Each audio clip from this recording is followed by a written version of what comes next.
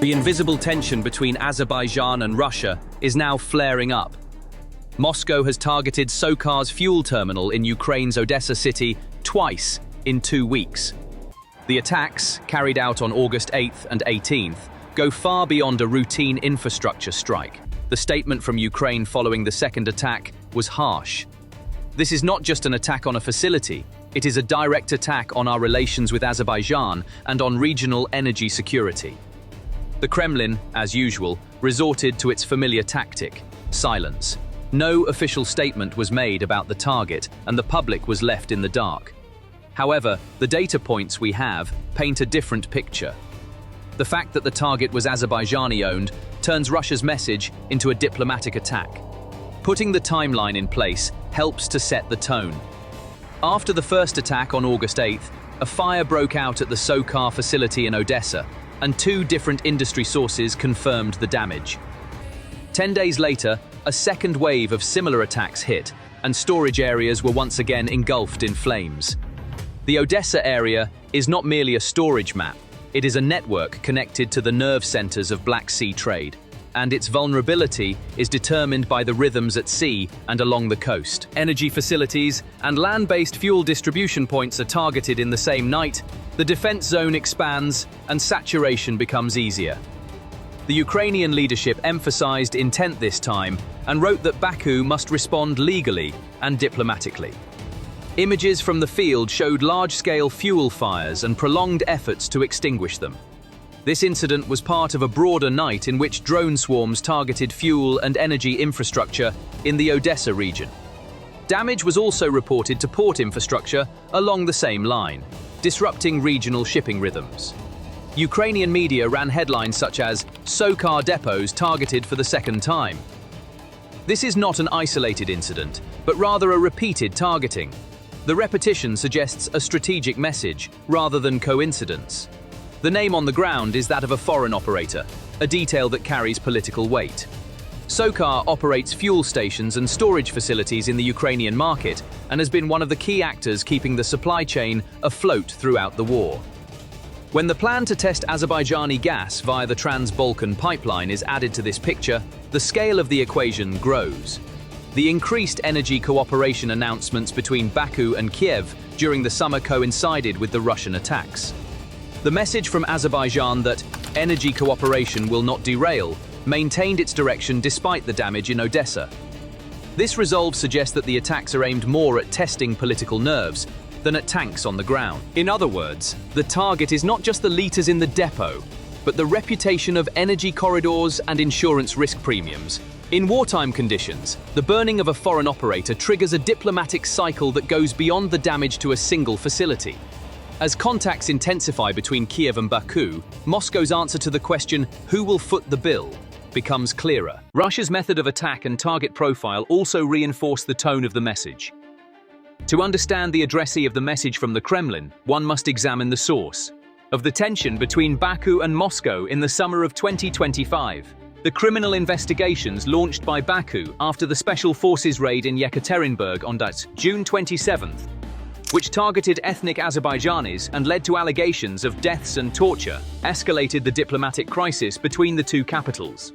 According to global media analysis, this incident brought the erosion of trust, which began with the crash of Flight AZAL-8243 in December 2024, for which Russian air defense was held responsible, to a new threshold. Recent reports indicate that reciprocal steps, including the operation on the office of Russian state media Sputnik in Baku, have brought relations to an unusually tense stage. The assessment of these reports emphasize that the Azerbaijani leadership is using its increasingly harsh rhetoric toward the Kremlin to score points both domestically and internationally, while creating room for maneuver without severing economic ties. Academic assessments point out that for lasting peace to be achieved, Russia's attempts to establish control mechanisms along the line of contact have been rejected, and that the new order must generate regional legitimacy. The warning of an unprecedented escalation presents a backdrop of declining trust in Russia among the Azerbaijani public and a buildup of coercive incidents. Details of Sputnik Azerbaijan's operation show that a mutual symbolic threshold has been crossed and that the media sphere has also been drawn into the crisis. Furthermore, the global media's comprehensive coverage of this situation implies that Moscow has been pushed out of the game. The Russian side has turned this pressure into a persistent rhythm at storage and supply nodes. Ukraine is countering these waves with layered air defense, firefighting logistics reflexes, and distributed storage. However, 2 consecutive hits on a foreign-owned facility are generating the perception that the battlefield is expanding in formal risk assessments. This perception is directly reflected in insurance pricing and time costs in port road connections. As time costs increase, the field value of the same litre diverges from its real-world shipment value. The diverging curves make storage transportation decisions more cautious, with the priority shifting to least risky arrival. Therefore, the military move is not only causing a fire on the ground, but also making the entire energy sector more expensive.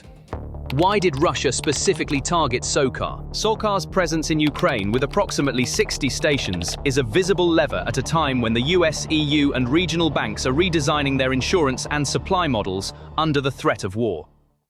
It is known that a test shipment of Azerbaijani gas to Ukraine via the Trans Balkan pipeline was conducted at the end of July, and the 2 leaders expressed their intention to expand cooperation during a phone call at the beginning of August.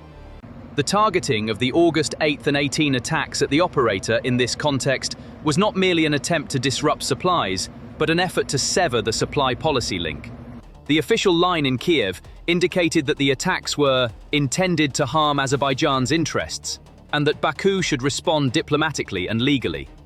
The message that SOCAR-Ukraine cooperation will not derail showed that the political dimension of the attack was as significant as its economic dimension. The visibility of this link in the Odesa region turned the operator into a target and tested deterrence in the same place. The second strike strengthened the claim of intimidation and prompted decision-makers in Baku to ask, is the cost of our presence in Ukraine increasing? In short, the location of the target was as much a part of the message as its name. This framework also makes the timing of the attack understandable. The second layer is the diplomatic realignment in the Caucasus and Washington's mediation. On August 8th, the signing of a framework peace agreement between the leaders of Armenia and Azerbaijan at the White House, with US mediation, challenged Moscow's classic narrative of influence in the region. The Kremlin responded to the agreement with satisfaction and caution in its public statements, drawing attention to foreign interference. In the days that followed, a draft text and set of principles were published, emphasizing respect for sovereignty and borders and outlining a path to normalization. From Moscow's perspective, this means that the near-abroad doctrine is being confined to a narrower area. One way to compensate for the loss of leverage is to send low-cost signals to third countries on the ground. Foreign operator strikes, such as the SOCAR facility in Ukraine, fall into this category of signals.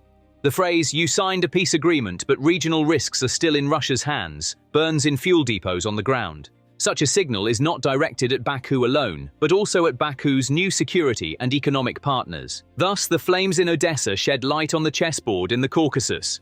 The echoes of the attacks on the insurance and financial risk front reveal the invisible front of the war.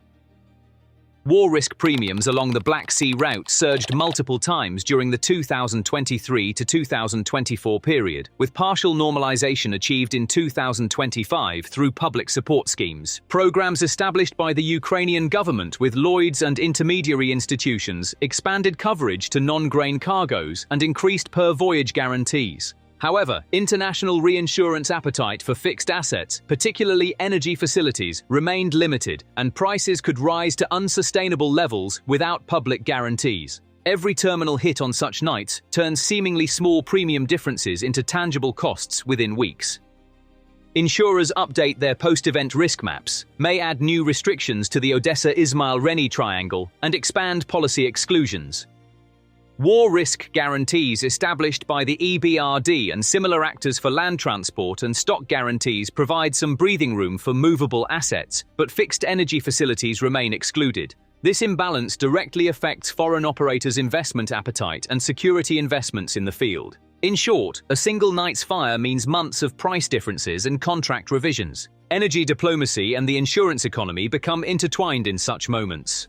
Another layer is the circulation of the rapid and victorious SVO against Azerbaijan rhetoric in Russian media and commentary circles. This rhetoric serves not to deter Baku, but rather to convey the message to Moscow's domestic audience that we are still in control.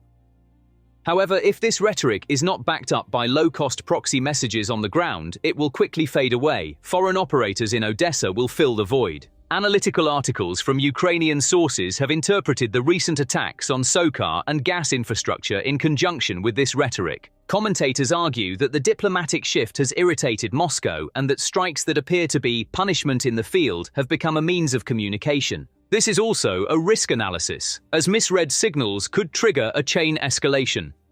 Nevertheless, a direct military adventure against Azerbaijani territory is irrational given Russia's current force distribution and diplomatic isolation. Therefore, the hit the operator line remains in the low-cost, high-noise category. Propaganda rhetoric continues to flow at varying intensities. When the field calendar and media language are read together, the picture becomes clearer. This strategy is more suited to sending a stay cautious message than aiming to create a break in direct Azerbaijan-Russia relations. The targeting of foreign operators in the Ukraine theater also shifts the legal debate to the Kyiv-Baku axis and multiplies contract risk headlines. From Moscow's perspective, the cost is low. It offers ample room for strategic rhetoric. While Kyiv's language emphasizes intent, Baku seeks to limit the damage with a message that cooperation continues. Considering the peace framework under Washington's mediation, this message also conveys to the US that the region is still risky. The repetition of attacks accompanied by silent diplomacy is a reflex to make sure the message is heard. It is clear that this reflex could backfire, as foreign investors will raise their risk premiums and Azerbaijan's balance of power policy could shift towards seeking more Western support. In short, this method, which is effective in the short term, could have a pushback effect in the medium term. The choice of the Odesa area is rational due to its logistical accessibility and political visibility. However, rationality does not work according to the agenda of one side alone. The question of what Azerbaijan will do next follows two separate paths: diplomacy and technical security. On the diplomatic front, notes, protests, and legal initiatives are the first steps, and special protocols can be developed with Ukrainian authorities to ensure the protection of the foreign operator. On the technical front, facility security, distribution, backup of critical functions, and strengthening fire risk prevention with independent sensors and automation come into play. Narrowing special exemptions in the insurance market and seeking public guarantees are also on the table. SOCAR's statement that cooperation continues is backed up by such concrete security investments and policy revisions. It is also necessary to tell the domestic audience in Baku that we will compensate for the loss, which may involve recalibrating the scale of operations in Ukraine. Joint risk management packages with US and EU institutions can be discussed. These packages also have a political cost. However, as the cost of the Odesa Nights increases, they come to the fore among rational options. On the legal front, the claim of intent can be tested in international forums. This also creates an indirect means of pressure on Moscow. Ukraine's response will take shape in two areas: military technical and economic. In the military technical arena, civilian military solutions such as short-range air defense, night vision thermal sensor networks, and fire early warning systems around Odesa can be strengthened. In the economic arena, drone pressure on Russian refineries and terminal networks is expected to continue as part of counter-deterrence measures. This has already been seen repeatedly throughout the summer and has had economic impacts on Russia's refinery capacity. The energy-for-energy response maintains a symbolic balance and creates bargaining power at the negotiating table. However, this also carries insurance and retaliation risks, and each strike could affect premiums along the Odesa-Mykolaiv line. Therefore, it would not be surprising if Kyiv expands its insurance programs and increases public guarantees. The distribution of small warehouse facilities around energy and port areas, and the reduction of infiltration effects through false targets are also expected steps. These steps come at a cost, but they are necessary during the winter preparation period. Countermeasures targeting Russia's economic network will determine the balance on the ground. The US and NATO line will seek to provide flexibility in the short term through air defense and insurance architecture. War risk guarantees established for Ukraine's sea and land transport have been expanded to cover non-grain cargoes. The budget for such programs could be increased. The EBRD and development banks may try to establish limited but targeted guarantee pools for fixed assets. Without engaging in direct combat, NATO can strengthen the early warning layer through civil maritime security and sensor sharing in the Black Sea. The US's role as a mediator in the Caucasus keeps Baku closer to the West's security networks and weakens Moscow's deterrence capacity. Washington's political message will remain along the lines of energy cooperation should continue, let's manage risks on the ground together. This means US equipment and training contributions in key locations such as Odesa. Insurance technical packages will keep investors in place and undermine Russia's foreign operator signal. The impact of short-term steps will be measurable and will accelerate preparations for winter. In the medium term, diplomatic anchoring will gain real value alongside technical investments. From Moscow's perspective, the cost-benefit analysis of these attacks rests on a delicate balance. The benefit is to generate high visibility at low cost and send a "I'm on the ground" message to Baku and Washington. The cost is to draw Azerbaijan closer to the Western security economic network and erode Russia's influence in the Caucasus more rapidly. While Russia cautiously supports US mediation in its official rhetoric and warns against external intervention, it reinforces this line with these foreign operator strikes on the ground. This line is weak in legal terms, but it has a significant impact in the information war. Uncertain investors and insurers are being intimidated through the name SOCAR. At the same time, Baku is being told to be careful in Ukraine. However, the political risk is high. As Azerbaijan's domestic public opinion and elites seek a predictable partner, contacts with the West will deepen. This leaves the near-abroad doctrine on paper. In short, the gains in Odesa are short-term, while losses may accumulate in the medium term.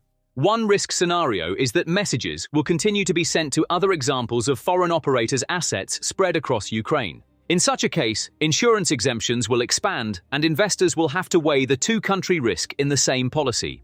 The Iranian dimension could be added to this framework, as corridor initiatives in the South Caucasus touch on Tehran's red lines. The transit economy map drawn up with US mediation is interpreted in the Iranian press as geopolitical contraction. Moscow-Tehran coordination occasionally aligns message objectives and propaganda language. In this case, Baku may increase its integration with Western institutions in insurance and security in order not to fall prey to the perception of multiple pressure. The Turkish factor becomes more visible as a counterweight. Ankara's contribution to port logistics and defense cooperation translates into practical value in hubs such as Odesa. A misread signal at any link in the chain could trigger unnecessary escalation. Therefore, measured and data-driven risk management is critical. Let us draw a brief conclusion, because what is critical is that the reasoning is simple and easy to follow. Russia targeted SOCAR twice in Odesa, sending a broad signal from the energy field to the diplomatic table. The message is an attempt to isolate Ukraine not with fuel, but by alienating its partners. However, the timing works against the aggressor due to the Caucasus Peace Initiative in Washington and Baku's resolve. Burning foreign brands in Ukraine will, in the long run, push insurance and investment decisions closer to the US-EU line. If this trend persists, Moscow's political gains will quickly erode. If Azerbaijan responds with resilience and diversification rather than retreat, the language of the game will change. When NATO and the US support this strategy with air defense and financial shields, the repeatability of attacks loses its meaning. In the end, what burns more than the flames on the ground is Moscow's claim to arbitration in the Caucasus. And this claim shrinks with each new attack at an unaccounted cost. Thank you for watching.